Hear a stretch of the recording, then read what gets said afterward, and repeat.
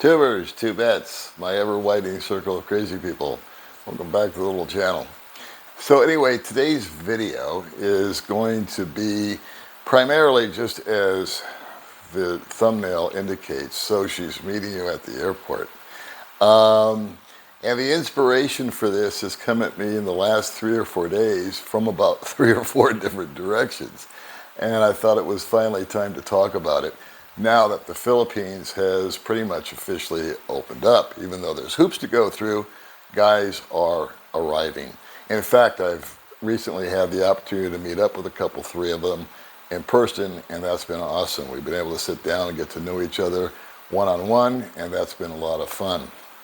There's also been a great big uptick in personal messages to me via either email and or Facebook Messenger. And I would say 50% of the inquiries, and I've been talking to guys live as much as possible, as time will permit. And I will say that 50% of the inquiries from people have been what I call mechanical questions, if you will. Possibly they're still a little confused or unsure about what I may have said or what somebody else may have said on another channel about transferring money or how to rent a scooter or do I need a driver's license and things such as that nature. And as much as I hate to give advice, if I absolutely positively know the answer to their question, I will do it. And if I don't, I'll just tell them, buddy, I don't know. I wish I could help you, but I can't. So that being said, the other 50% of the guys that I've been talking to have been talking to me not only about coming to the Philippines, but how excited they are that they're coming here to meet their significant other, i.e. they're Filipina. And a number of those guys are guys that I know that have relationships. They have wives, they have girlfriends, they have kids, and they left at the beginning of COVID to go home to take care of whatever and got locked out of the country. And so they've been calling me and asking me a couple of those mechanical questions about the passes and whatnot to get in from the airlines. And to my best of my ability, I've been referring them to other people that know more than me. But so I'm really happy for those guys. There's a friend of mine that his wife was pregnant when he left. He had to miss the birth of his beautiful daughter, and I'm super excited for him to come back and finally get to give her her first kiss and hug and see his wife. And when he has a chance, I'd like to get together with him, shake his hand, and tell him how much I missed him too. And then there's the guys that have been here on maybe a vacation or two and have met somebody in person, and then they've stayed in touch with them via Skype or whatever messenger service they use, and they too want to come back and reunite with that person. And I think that's totally awesome. There was a gentleman that I talked to recently on the phone or on Messenger rather, that went on a cruise. And while he was on the cruise, he met a Filipina that was working as part of the crew. And long story short, they had a mutual attraction for one another. He loved her demeanor compared to the demeanor of, say, American women. And I can totally relate to that. And he said that they got along great. And so he went back to the States when the cruise was over. She went back to the Philippines. They've stayed in touch. And now he's making arrangements to try to set up his retirement or at least make another trip out here. And he's going to do kind of a recon run of the Philippines, see if it's a fit for him, and see, meet her again. And yes, she's going to meet him at the airport. Makes perfect sense. Same thing with my friend that's married and has had a baby. When he comes into town, his wife, she's going to be meeting him at the airport. And then there's the infamous third category. And that's the guys that have just met online and have started a relationship with a Filipina. And I think that's all well and good. I happen to know that of 3 or 4 guys personally that did just that. Back in the day, they were online. They met a woman. They probably sorted through 100 different gals. The gals probably sorted through 100 or 200 or 300 different guys. The two of them finally got an opportunity to chit chat. They hit it off. They came out here. She picked him up at the airport. They've been together ever since. And it worked out great. It's the ultimate fairy tale. However, it jostled a memory in my mind of an actual event that I observed. Back in the day, before I was with Baby May, I used to hang out with a group of people, females, males, females, and one of the young ladies was what I kind of referred to as a professional girlfriend. She would chat with so many different guys on Facebook and Messenger and whatnot. And she was kind of a cut above. When I first moved out here and I changed my profile on Facebook, at the time I had maybe 50 friends because I never did Facebook in America.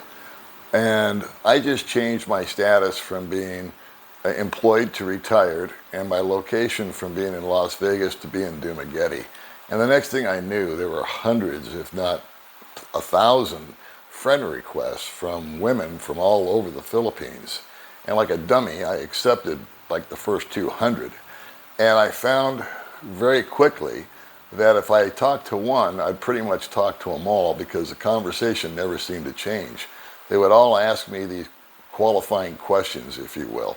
You know, where do you live? Are you single? Do you have a girlfriend? And if I said, yes, I'm single, and no, I don't have a girlfriend, well, why don't you have a girlfriend? And it's, well, you know, I've been here 92 hours. What do you, but I couldn't even get that deep into the conversation with them. It was really got kind of mundane and boring.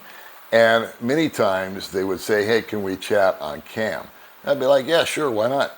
So we'd chat on cam, and the first thing they would do is my ugly face would pop up, and they would say, oh, you're so handsome. Oh, you have such a beautiful smile. Oh, I love your hair. Oh, your eyes. And all this hyperbole, or whatever the word is, all this nonsense. And that made me suspect, you know, that this is, who's giving me all these platitudes? Now, that never happens. And then within 10 minutes, they wanted to come out and meet me. Or within 15 minutes, they wanted me to send them bus fare because they were on their way, or they wanted me to go there. And all within, like I said, less than 30 minutes. And something just didn't ring true. And in their own little way, they would say, I'll pick you up at the airport. In other words, I'll pick you up at the bus station, or I'll meet you here, or I'll do this, or I'll do that. It was all rush, rush, rush.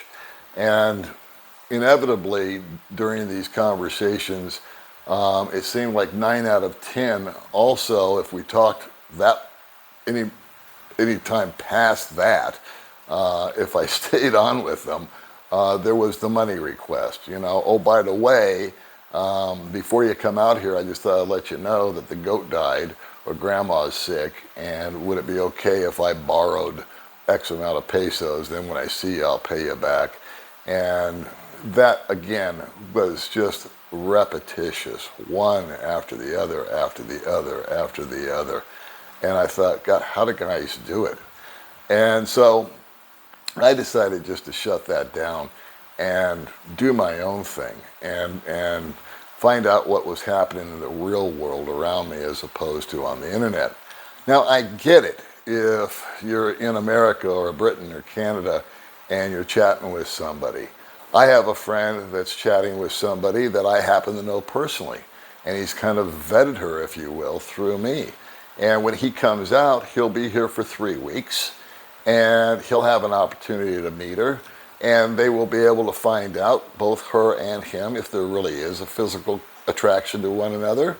He'll have the advantage I didn't have, which is to have somebody by his side that'll be able to help him with directions, be able to help him with money, be able to help him with the language, kind of be sort of a tour guide, if you will, along with being a companion.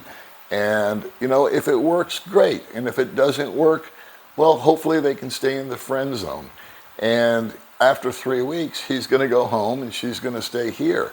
And either it worked out or it didn't. So I think he's killing two birds with one stone. Number one, he's going to come out to the Philippines and see if he even likes it here.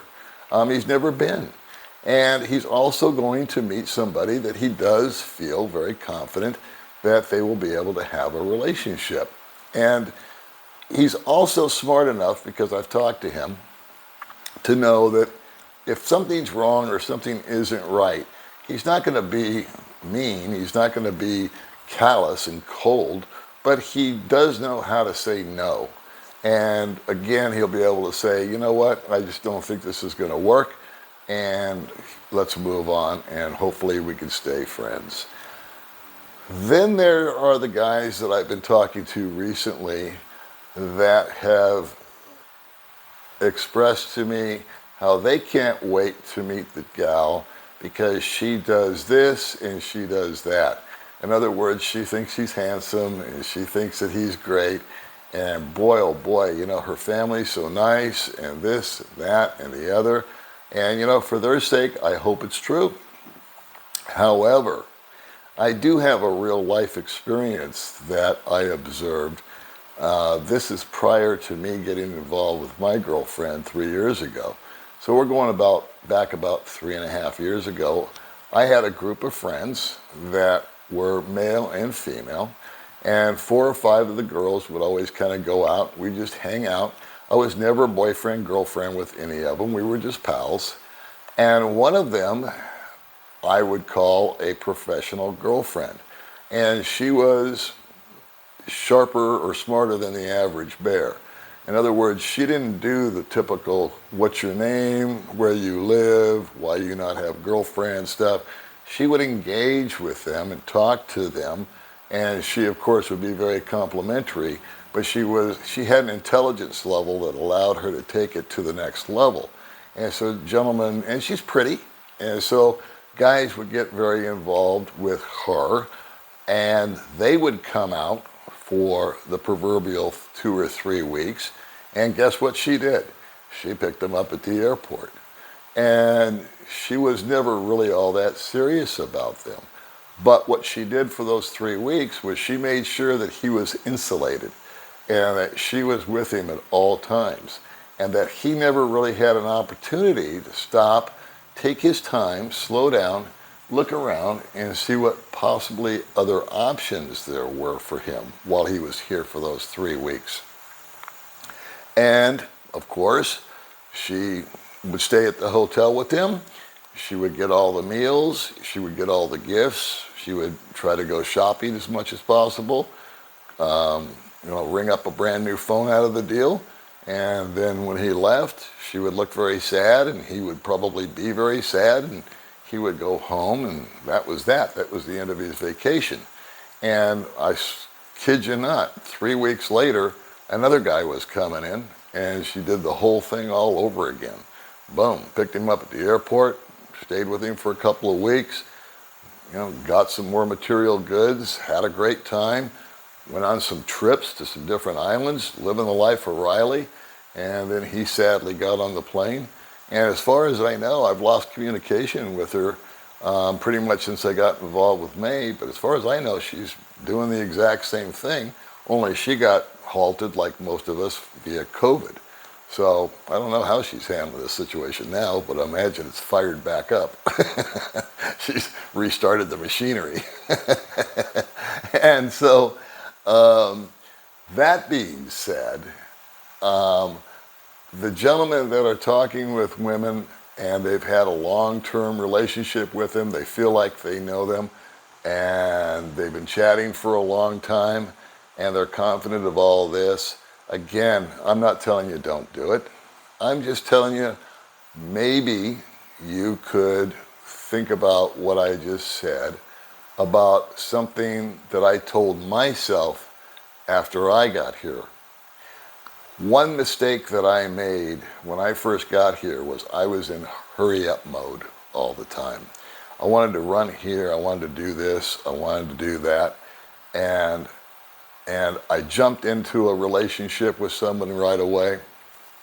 And although she was a great gal, we stayed together for 4 or 5 months.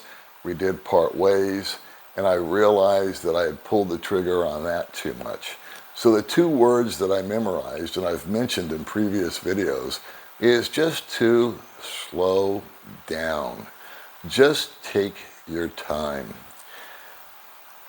The aforementioned girlfriend that I had prior to May, I can vividly recall that I got it in my head that I wanted to go see and find the Marine Sanctuary out in Darwin. So we hopped on my gay-looking little scooter, and we scooted up, and I barely knew where Darwin was at the time. And she had no clue because she wasn't from this area.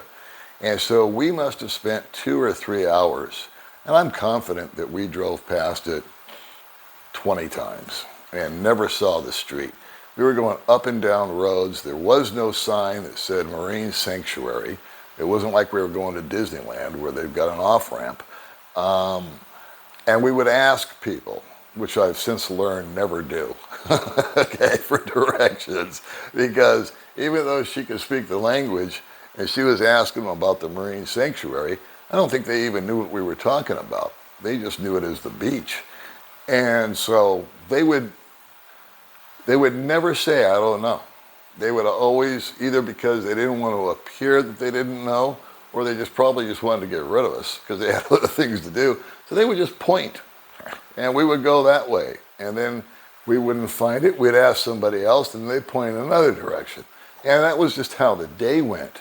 And so after 3, maybe 4 hours of bouncing around and stopping and asking and looking and driving down this road and up that road and filling up with gas and then trying again, finally it was just like, never mind, let's just go home. We're not going to find it.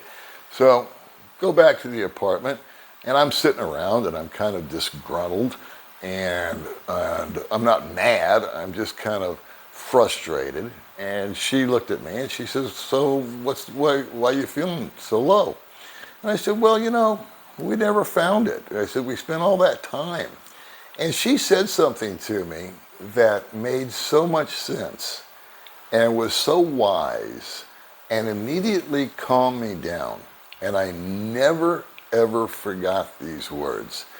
She looked at me very calmly, very sweetly, like all Filipinas do, in this very cool demeanor. And she said, Paul, the Marine Sanctuary will still be there tomorrow. And you'll still be here tomorrow. And you have all the time that you ever need to go back, and you will eventually find the Marine Sanctuary. And I'm sure you'll love it, and I hope I'm with you when you do. And when she said that, it was just like someone let the air out of the stress balloon. And I just said, you know what? You're absolutely right. We had fun anyway. We went to new places. I saw new stuff. We got out of the house, and failure is the first step towards success. So I never forgot her telling me that story. Another little nugget that I'll share with you came from my very own little baby May. And this just came out of nowhere yesterday. She was having lunch with her girlfriend here in Valencia. And they had gone off on some video shoot somewhere. And May was eating her lunch, and her girlfriend wasn't. Her girlfriend kept peering over the balcony of where they were eating onto the street. And May asked her girlfriend, aren't you eating? She says, well, I'm watching this foreigner with his girlfriend. And May looked over and she saw the foreigner with the girlfriend. She goes, well, what's the big deal? And her girlfriend says, well, he's a brand new foreigner. And May, being kind of naive still, she goes, what do you mean naive? What do you mean new? How can you tell? And she said, well, look how white he is. In other words, the first thing was an optic. He wasn't all sunburnt and weathered like me, And so she could tell just by looking at him. And then his demeanor, I guess it was apparent that he was new because he was still kind of starstruck and looking around. And the young lady he was with had probably met him at the airport because she was leading him around by the hand and, you know, showing him stuff and being the ultimate tour guide and making sure she was showing him affection and this, that, and the other. And May's girlfriend says, you know, if you're ever going to meet a foreigner, that's the one you want. And May says, really? She says, why is that? She says, well, because he's brand new and he doesn't really know how things really work. And May said, yeah? And she says, yeah. She says, after they've been here for a while, then it's really tough because they've been with a couple of girls or they've been there and done that. And they're a little more seasoned and a little more knowing. In other words, they're a little less naive. They're a little less gullible. And they're not as easy to manipulate. Not that her friend is a manipulator. This was just an observation that she was making. It rang very true, what she said.